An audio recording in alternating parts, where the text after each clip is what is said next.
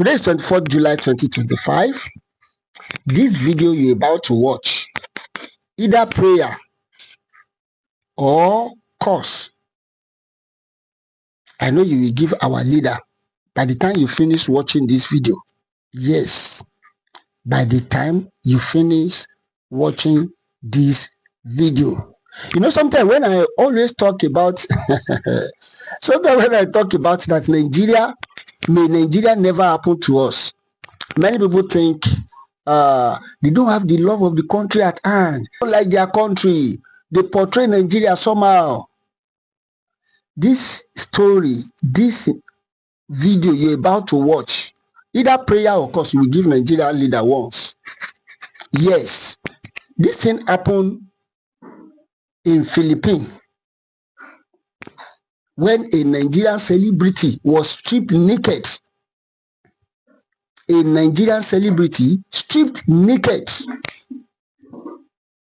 Despite they have valid passport, valid visa, everything intact.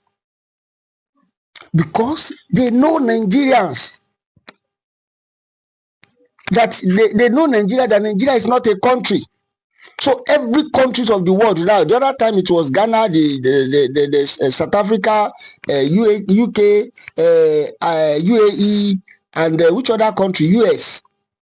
Let me quickly read that. How we were stripped, filmed, treated like a criminal during foreign trip. That's a Nigerian DJ for that matter. Going about doing a lawfully duty job. Let me read that. It's a very sad story. That's why I said that may Nigeria never happen to us. Very, very sad. Because when I say very sad, you will see the reason why I say very, very sad. Nigeria was helpless. Our government is, I don't want to use that word, but you already know what I mean in my heart. Let me read what happened exactly, so that you will know that I say, may Nigeria never happen to you. Nigeria disc jockey Rachel Oluwabukola Martins, popularly known as DJ Nipo, has accused Philippine Immigration Authority of racism, harassment, and inhumane treatment during a recent trip to Manila. Martins, in a statement titled "My Manila Immigration Nightmare," shared via Instagram on Monday, said she and her best friends were stripped, filmed, and forced to sleep on the floor of a detention-like facility, despite possessing valid visas, returning tickets, and support from Nigerian embassy. Just listen, this is where we are going now. Recounting her ordeal, she wrote, "My Manila Immigration Nightmare." Martins narrated how her excitement to perform in the Philippines quickly turned into one of the most traumatic experiences of her life. "I was so excited about my gig in the Philippines. I had prepared thoroughly, spent a lot of money, made all the necessary arrangements, and was genuinely looking forward to the experience." She added, "I traveled with my best friends. Our flight departed Lagos at 3 p.m. on Friday and arrived in Qatar at 12:20 a.m. That leg took 7 hours 20 minutes. After a long walk through the airport, we connected to our flight to Manila, scheduled for 1:30 a.m. Due to bad weather, it was delayed by about an hour. We finally depart and spent 9 hours 30 minutes in the air. We landed in Manila around 4 p.m. But everything changed the moment we got to immigration. We greeted the official politely, but they were cold and unwelcoming. Still, we remained respectful and handed over our passport. She said, despite presenting all requested documents, including sponsorship details and proof of funds, she and her companion were detained, interrogated for hours, and subjected to multiple invasive search. Martins explained they asked for our visa, which we presented, and then requested every support document, which we also provided. When asked if it was our first time in the Philippines, we said yes. They asked if we had cash. I told them I had $500 on me and my card as backup. I explained we were being sponsored by CCMNL, the organizer of the event, and answer all the their questions honestly. They took our photo and we assumed we were about to be let through. Instead, one of the officials asked us to follow him to the immigration supervisor office. We were left there for 3 hours without word. At one point, I was extremely pressed and asked to use the restroom. A male officer followed me like a criminal. I felt deeply uncomfortable. I am not a criminal, yet I was being treated like one. Do you hear that? Because when we are talking, some people will say we are not saying good thing about the country. Now it's gradually reaching our celebrities now. Okay? I am not a criminal, yet I was being treated like one. When I returned, my best friend was being interrogated. After about 20 minutes, it was my turn. They asked what I do for a living. I told them I'm a DJ. The question who invited us and soon shifted focus on organizer. They began asking personal questions like how the sponsor met her husband, who is the sponsor, met her husband, who is Nigerian, and reference. Record shows that she hadn't left the Philippines since 2019. I explained that she was already at the airport waiting for us and offered to call her so they could speak with her directly. She was willing to come forward, but they refused to speak to her or allow any contact. We were held from 4 p.m. to 8 p.m. Then they took our baggage tag and told us to follow them to custom. Martins alleged that more than 30 officers were involved in the search, with many filming them as their luggage, underwear, and personal items were thoroughly examined. Sniff dogs were also brought in twice. At least 30 officers surrounded us, some holding cameras. We were terrified. They scanned our bag while speaking in their local languages and continued to film us. They brought in a large dog to sniff our luggage and our body. More officers gathered. They made us open our suitcases and went through, even including our underwears, skincare, hair products, even empty container. Martins stated they found nothing. They repeated the same process with my best friends and again found nothing. Some officers stopped recording, but others continued. There were also mounted cameras. We tried to record for our own protection, but they told us it was not allowed. Still, we found a discreet way to capture part of it. Now, listen, this is where we are going. This is exactly where we are going. After nearly 5 hours, Martins said they were told they would not be allowed entry into the country. No official reason was given. After they have thoroughly searched them,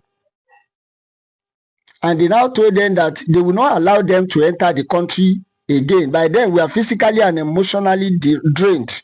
My knee hurt so badly. Okay? Now, no reason was given. When she asked why, they simply said it was a personal decision and could not be disclosed. She added that intervention by the organizer and the Nigerian embassy in Manila failed. The embassy intervened and they did not even listen to them. Though, so why do we now need to have embassy in a country that doesn't, that does not respect us? The embassy comes, they intervene, is our people, is our celeb, is our this, is our that.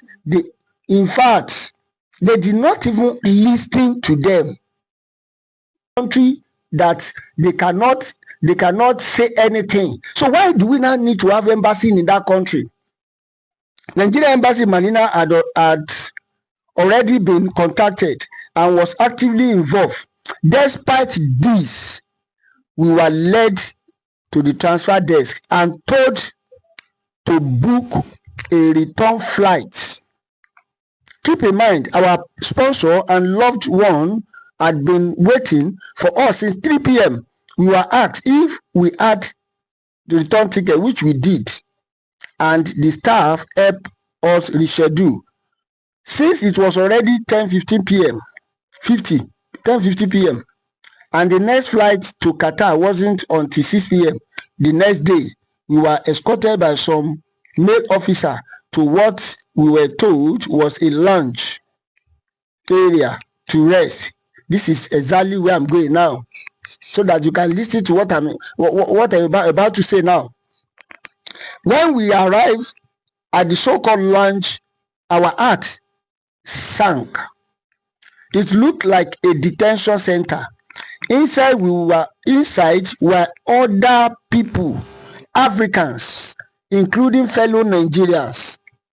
Some had made the place feel like home. We met a Nigerian man who had been detained there for a while. It was devastating. By then, the authorities were fully involved. I personally sent emails to all the necessary contacts. Around 4 a.m., they finally gained access to us. They did all they could, but still nothing changed. That's Nigerian government. Nothing. Can this happen to Americans or UK citizens? Nothing. She also claimed that Nigerian embassy in Manila, which had been contacted by the organizer and herself, tried intervening but were ignored. Still, Manila immigration refused us entry with no reason and explanation. That was the most painful part. After they have done everything, they still not allow them to enter the country. Street, film them, check their everything. Everything. They still not allow them. Everything. Everything. As we waited, I spoke to others being held at and realized our story, though heartbreaking, wasn't the worst. Some people had not been seeing sunlight in over a year. Cameras were everywhere, including in the restroom. There were families doing what there? And the reason why these people left the country is that the country is not good. If the country is good, the country is okay, these people will not leave. But because the country is not okay, that is why they leave. I think they need to contact Abike Dabiri on this issue. On this issue. Families were there. Children. Other man screamed randomly. Others said he had been there for 4 months without seeing sunlight. A fellow Nigerian told me, if Nigeria was working, most of us wouldn't never leave. That hit me deeply, she said. It is humiliating and disheartening to get this kind of treatment, despite all the effort we made and the intervention from Nigerian embassy Manila to salvage the situation. The DJ described the experience as one of the most traumatic and disregarding moments of her life, demanding accountability from Philippine authority. Very sad. Sometimes when we talk, a lot of people will say we are not, you do not portray the country very well. And I always say it, either you are home or you are in abroad, my prayer is that may Nigeria never happen to you. Serious. May Nigeria never happen to you, whether you are home and abroad. Nigerian government, the embassy went there, nothing happened. The most annoying and the most disheartening part of it is that some Nigeria are in their prison there.